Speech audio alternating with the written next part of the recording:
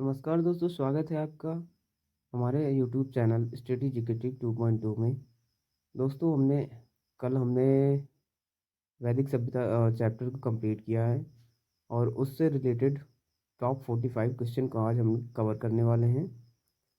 तो वीडियो बहुत ही इंटरेस्टिंग होने वाला है, आप लोग लास्ट तक बने रहें और सारे क्वेश्चन को कवर करेंगे। और जो भी भाई लोग टॉप 45 में आउट ऑफ 45 कवर करेंगे वो ज़रूर कमेंट करेंगे कि आपका कितना सही हुआ है या फिर कितना गलत हुआ है। जो भी जितने क्वेश्चन आप सही कर रहे हैं उसके जवाब कमेंट में ज़रूर दीजिएगा। तो आइए दोस्तों, हम लोग चलते हैं अपने टॉपिक की ओर। तो दोस्तों, पहला क्वेश्चन आपको स्क्रीन के सामने है। क्वेश्चन है, वेदों की संख्या कितनी होती है? तो आंसर लिखा है उसके बगल में, 4 होती है। कौन कौन से होते हैं? पहला ऋग्वेद हो गया, दूसरा अथर्ववेद हो गया, तीसरा सामवेद हो गया, चौथा यजुर्वेद हो गया। तो ये रहे हमारे 4 वेद। अगला क्वेश्चन देखते हैं दोस्तों हम लोग। गायत्री मंत्र किस वेद में है? तो वो है ऋग्वेद में। वेदों की भाषा क्या है? वो होती है संस्कृत दोस्तों। वेद हमेशा संस्कृत में ही लिखे गए हैं। अगला क्वेश्चन है, ऋग्वेद का प्रमुख देवता कौन है? तो इंद्र होते हैं ऋग्वेद के प्रमुख देवता। यज्ञ का मुख्य उद्देश्य क्या था? तो देवताओं को प्रसन्न करना यज्ञ का मुख्य उद्देश्य हुआ करता था। वेदों को किस नाम से भी जाना जाता है? तो वेदों को श्रुति के नाम से भी जाना जाता है। ये चीज़ आप नोट कर लीजिएगा जरूर, ये इम्पोर्टेंट है बहुत। आर्यों का मूल निवास क्या था? तो सप्त सिंधु यानी कि गंगा यमुना और उसके सहायक नदियों का जो क्षेत्र होता था वो होता था हमारा सप्त सिंधु।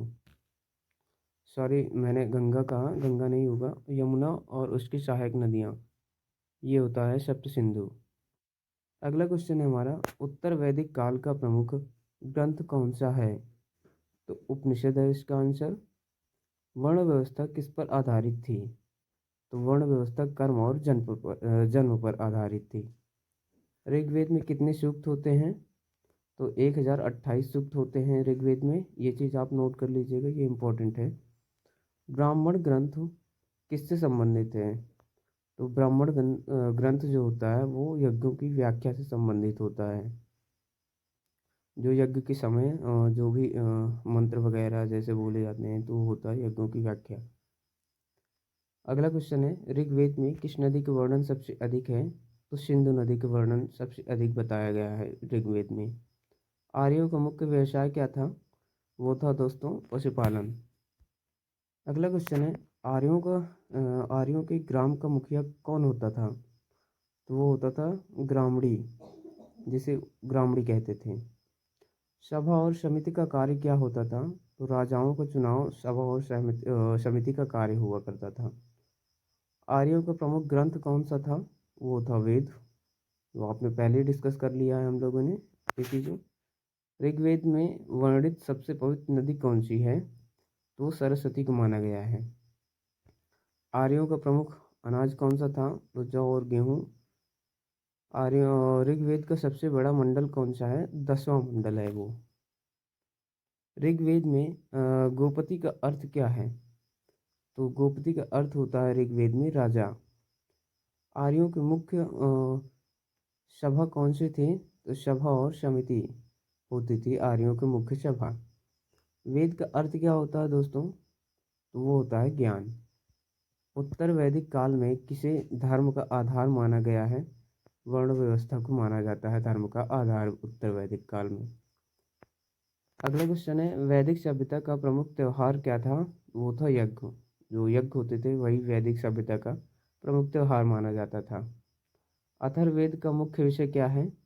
तो तंत्र, चिकित्सा और जादू टोना, ये होता है अथर्ववेद का मुख्य विषय। दोस्तों, ये सब क्वेश्चन जरूर पूछे जाते हैं, जैसे अथर्ववेद का क्या मुख्य विषय है, ऋग्वेद का क्या मुख्य विषय है, ऐसे तो चारों के चारों वेद होते हैं उसके मुख्य विषय जरूर पूछे जाते हैं। अगला क्वेश्चन है, आर्यों का मुख्य देवता कौन होते थे? तो इंद्र होते थे। पहले ही डिस्कस कर लिया ये क्वेश्चन। ऋग्वेद का सबसे छोटा मंडल कौन सा है? तो दूसरा मंडल है। आर्यों ने किस धातु की खोज की थी? लोहा की खोज की थी आर्यों ने। और लौह युग, आप दोस्तों बताएं मुझे, लौह युग कब आया था? ये चीज़ आप कमेंट में बताइएगा। अगला क्वेश्चन है, आर्यों का प्रमुख खेल कौन सा था? तो रथ दौड़ आर्यों का प्रमुख खेल हुआ करता था। वेदों का अंतिम हिस्सा क्या कहलाता है? उपनिषद कहलाता है। उत्तर वैदिक काल में किस विद्या का विकास हुआ है? तो खगोल और गणित का विकास हुआ है।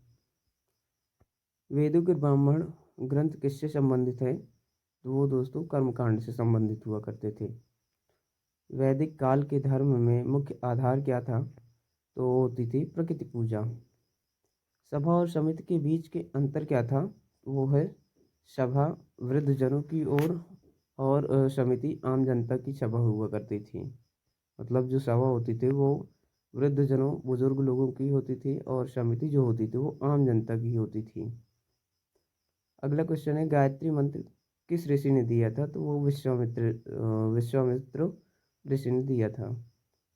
वेदों को किससे संगठित किया गया है? तो वेद व्यास जी से संगठित किया गया था। आर्यों का समाज कैसा था? वो पितृसत्तात्मक था। अगला क्वेश्चन है, वैदिक युग का मुख्य वाद्य यंत्र कौन सा था? तो वीणा था। वैदिक साहित्य के रचनाकार कौन थे? ऋषि जी थे। आर्यों का प्रिय पेय क्या था? सोमरस हुआ करता था। ऋग्वेद में कितने मंडल हैं? तो 10 मंडल हैं ऋग्वेद में। और वैदिक काल में राजा का मुख्य कार्य क्या था? तो रक्षा करना और न्याय करना हुआ करता था। मुख्य कार्य जो वैदिक काल में राजा का हुआ करता था। आर्यों ने सबसे पहले किस नदी घाटी में निवास किया? तो सिंधु और सरस्वती नदी घाटी में निवास किया। अगला क्वेश्चन है, उत्तर वैदिक काल में शिक्षा का मुख्य केंद्र क्या था? तो वो गुरुकुल था। वैदिक काल में दास का क्या अर्थ होता था? सेवक या बंदे हुआ करता था। तो ये रहे दोस्तों हमारे टॉप 45 क्वेश्चन जो परीक्षक दृष्टिकोण से बहुत ही महत्वपूर्ण है। दोस्तों वीडियो अच्छी लगे तो चैनल सब्सक्राइब करें, लाइक करें, शेयर करें, कमेंट करें। धन्यवाद।